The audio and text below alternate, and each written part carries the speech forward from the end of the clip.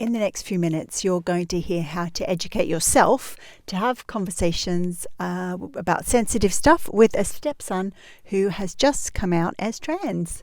And welcome back to Sitting in a Car. I'm Sarah Sproul, and I sit in a car each week answering a question to help you raise your confident and caring young person who respects themselves and the people around them. Okay, so let's read that question then. So my stepson came out to me and my husband as trans recently. And just before I go any further, what a privilege that is. Not every child feels like they can come out to a parent about something they've discovered about themselves. So kudos to you. We are 100% supportive and trying to educate ourselves to use the right terminology and get him the support he needs. I previously felt comfortable talking to him about sex and periods, birth control, but now that he's trying to figure out hormones and a possible transition, I feel as if I'm not sure how to talk to him about those same topics.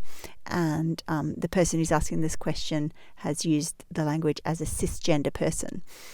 And for any of us who don't know what cisgender means, it is a word to describe when we are given or assigned our gender at birth. The adults around us when we're born, they look at our genitals and they decide what gender we are based on what our body is like.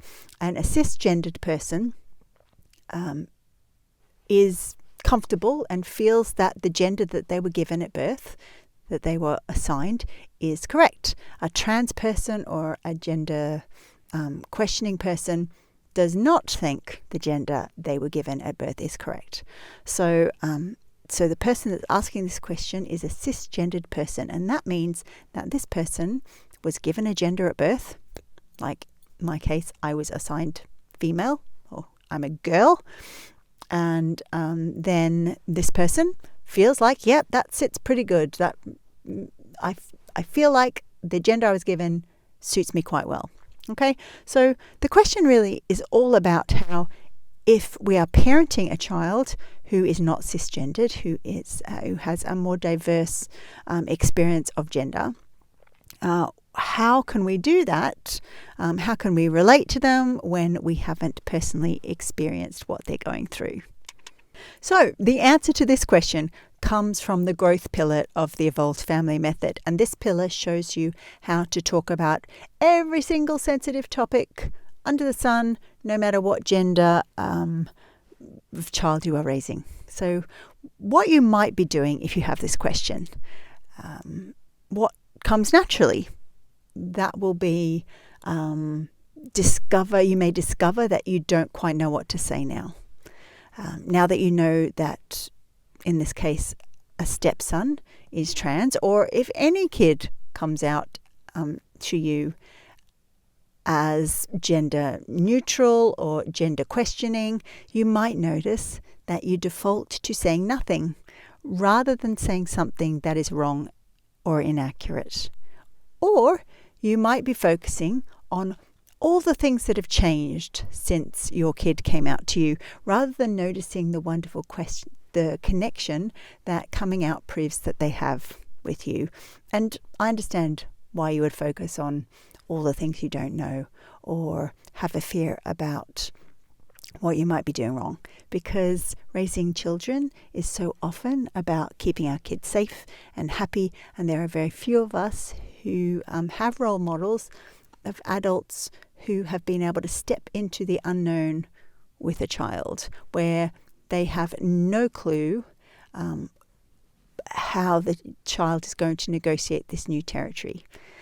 If we don't have role models of parents who are doing that, then it's super hard to be led by our children in their gender journey, in their journey through gender.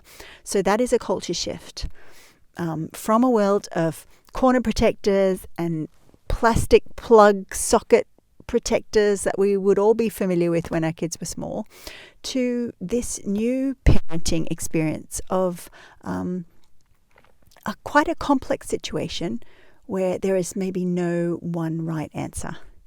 I've learnt that when parents and other caring adults who are raising kids of all types try to still protect rather than connect and support, there's a particular effect that's coming into play, and I call that the tongue-tied parent effect. So this effect causes you to feel pressure to do this part or this new part of parenting right, and you might be worrying about everything that you've done wrong. In retrospect now, you think about the way you were talking and you worry that what you said that made their life more difficult or is now wildly inaccurate now that you realize that you're parenting a trans person or a gender questioning person. And you might be going back and replaying conversations that you've had and searching for the inaccuracies and mistakes. And that makes sense. I understand why those feelings come up, because we live in a world steeped in fix-it mentality, in perfectionism, in a world where we're attempting to avoid mistakes, particularly in our parenting. But in our world, when something is complex and confusing and weird, we're straight away trying to fix it for our child and fix it for ourselves. So in this episode, I'm going to give you 3 ways to prepare yourself to be there for your stepkid or any sort of kid, and learn how to talk to a trans kid about sensitive things like sex, periods, birth control, all that sort of thing. So you can go from feeling like a tongue-tied parent to being able to build an evolved, communicating and connected family. Part 1. Part of the joy of human connection is in the difference between us all and the wonder that comes from being in connection with people who are different to us, and leaning into the experience of supporting different people. So the first step to getting more comfortable talking about sensitive things with a stepson or any child you are raising who may have come to you as gender diverse is seeing your own different experience and the fact that you're maybe not a non-trans person, a cisgendered person. How is it possible to see your experience as that, as part of who you are, and your stepson's experience of who he is, right? And those 2 different experiences don't have to be a barrier between you, but rather it can be a part of him that you can actively celebrate. Now, further on in this episode, I'm going to mention resources where you can learn from other parents who've experienced parenting gender diverse kids, and you will see how they are celebrating the privilege of this experience, because it really is a privilege. A trans kid or a gender diverse kid's gift to the people around them is the chance to discover a level of personal growth that other parents just will not experience. And that comes from working beside a young person on their gender journey. And that can sometimes be a challenge, right? Because our world is not set up to support gender diverse people well. So the difference between you is to be celebrated. You have the honor to do something really exciting, and your stepkid has given you that honor. Step 2. This parenting experience you're starting on is an honor, and it is also a prompt to re-educate yourself, as you are doing by asking this question on sitting in a car. So step 2 is follow awesome trans or gender diverse people on social media who are further along on their transition and are simply living their good life. For example, the Jeffrey Marsh, so at the Jeffrey Marsh with a J on Instagram, or at We the Norths with an S. 2 great examples that I follow on Instagram. They are going on and doing their thing, and to some degree engaging in activism and education to help other people in the world become clearer and more comfortable about gender and all the diverse, beautiful, wonderful things on the gender spectrum. So make it a priority to bring into your world gender diverse people. And when you see that in everyday life, scrolling on Instagram, scrolling any other feeds, it works to reprogram our brain on how natural gender diversity really is. You could also ask your stepson who he recommends following. And now you're not asking him to explain everything about the trans journey. Well, that's quite laborious. But you could say, I'm looking to follow some gender diverse people on Instagram. Do you have any recommendations for me? And if he does, he may be willing to share those with you. And even that simple question, asking him who he recommends, can build increased connection because you are showing interest in his life, in his journey. And it's a sign really that you want to embrace this identity as part of the greater family identity. Step 3, purchase some book resources that you can have around the house to upskill yourself. You don't say how old your stepkid is, but I'm going to suggest 4 books of varying different age ranges. And I'm going to assume that your kid is around the age of 8, right? So let's start with Sex is a Funny Word by Cory Silverberg and Fiona Smith. This book has gender as a backdrop. When it's talking about sex is a funny word, it's acknowledging gender diversity, it's gender neutral language. It's talking about sex and how that relates to gender. It's got really beautiful pictures, as you can see, lovely colours. For children 8 and up, it's something to have in the bookshelf because it's very presence, having this book with the big word sex. By its very presence, it adds to the culture of openness that you are building in your family. This book basically says, we talk about anything here, by the fact that it just sits on the shelf. This second book, The ABCs of LGBT+ by Ashley Mardel, is a book for, as they write inside, anyone who is interested in learning about sexual and gender diversity. It's a great resource for anyone, including maybe your stepson.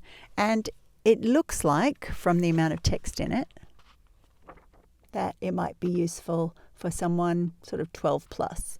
But if you've got a really voracious reader, then it may be accessible to them too. But as I say, a presence of a book like this on your bookshelf will work to support a diverse child or young person growing up just by its very nature of sitting there on the bookshelf, right? So I wouldn't be too hung up about the age of your kid, but having this on the bookshelf that you can read as a resource for you would be really good. Ashley goes on to say that this book is really good for people who are searching for a label. So also allies of people searching for a label. So if your child has come out or they have given you their label, in this case, for this question, the label is trans, then this book is super useful for you to get really clear on what that label means. And to that end, it has this really great cheat sheet in the front of it. It's basically a dictionary of lots of different terms. And Ashley writes about this cheat sheet feature that Ashley's mum really was the prompt to create this feature because their mum helped with editing and needed help with the terms. This third book, Trans Plus, Love, Sex, Romance and Being You by Kathryn Gonzales and Karen Rayne. Written for teens who are non-binary, gender non-conforming, questioning. And it just has answers of all sorts of questions for teens about sexual health, mental health, physical health, reproduction, relationships, all that good stuff. This would be an amazing resource to get into the details of all those aspects of health, particularly related to being a trans person in our world today. And Karen Rayne, I have so much time for her. Every single book she's written has been worthwhile, and she creates really great resources. So Trans Plus is an excellent resource. And then the final resource is Juno Roche, Gender Explorers. It's stories of growing up trans and changing the world. I love that. This book is real life stories from trans people that Juno has captured, and the foreword that I read earlier as I was researching this podcast by Susie Green is a real encouragement about being part of the support system of a trans person world. So it reorientates our probably straight-focused heteronormative mindset, which basically means we assume that the people around us are in opposite-sex relationships and they are the gender that they look like on the outside. So it reorientates our thinking from that way of thinking to far more inclusive and open to issues around gender. So these 4 books are well worth purchasing to put on your bookshelf. Before I leave this resources step, I also want to suggest you might like to order some magnets or stickers to put on your fridge or your notebook or something in a public space. Google the trans flag. It's pale blue, pale pink and white. And put little signals, little signs up around your house that you are embracing this new stage of your family life. You could subscribe to a queer magazine publication that would be maybe local to your area. It would arrive in your mail every month, every week. You can leave it on the coffee table. I live in Ireland, so the magazine here is GCN, and I get that every month in a brown paper envelope. And it's a sign of embracing an interest in your own interest, I guess, in that sort of part of being human. Not only does that it sort of signal to your child your interest, but actually also it supports a worthy cause. So if you are raising a queer kid now, and I'm using the word queer as a sort of umbrella term for all of us who are under that LGBTQ+++ umbrella, we have a part to play in terms of keeping the organizations that care for them and provide services for them well-resourced. And one of the ways you can do that is by purchasing a subscription to a publication. One final resource I want to leave you with before we go on is a website called genderspectrum.org. It's articles and parenting resources. It's a Canadian resource. Interviews with parents, interviews with trans youth and trans adults, gender diverse people, and it will reassure you that you are not on your own with this experience. People have gone before you. There are some really lovely parenting interviews about how parenting a trans person is a privilege and a positive experience. So I highly recommend that resource to you if you're listening or watching this and you want to find a link for that. You'll see that somewhere around this video, perhaps in the show notes. So you have just learnt 3 different ways to talk to a trans child about sensitive things, and more importantly, how to educate yourself about this information. Now, these 3 different ideas of how to upskill yourself doesn't actually do any good if you don't have a step-by-step guide to doing the work around getting comfortable with risk. I'm not talking about getting comfortable with gender. Those resources can help you out. But getting comfortable with risk is a significant part of parenting a young person, pretty much any young person actually. But parents have told me when they have a gender diverse young person, they worry so much for them.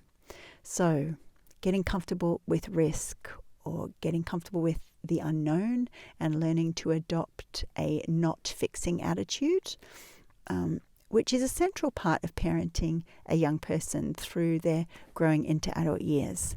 And, that is not modeled in our regular binary Western world. And I imagine if this is your question or you have a similar experience in your parenting, that you probably live in a binary Western world, right and wrong, straight and gay. So it's the way it is. So you've just learnt how to talk to a trans or gender non-conforming kid about sensitive things and how to educate yourself to have these conversations. But this information I've just given you, I know it's quite a lot of information, does you no good at all if you don't have a step-by-step guide to doing the work about getting comfortable with risk, with difficult emotion.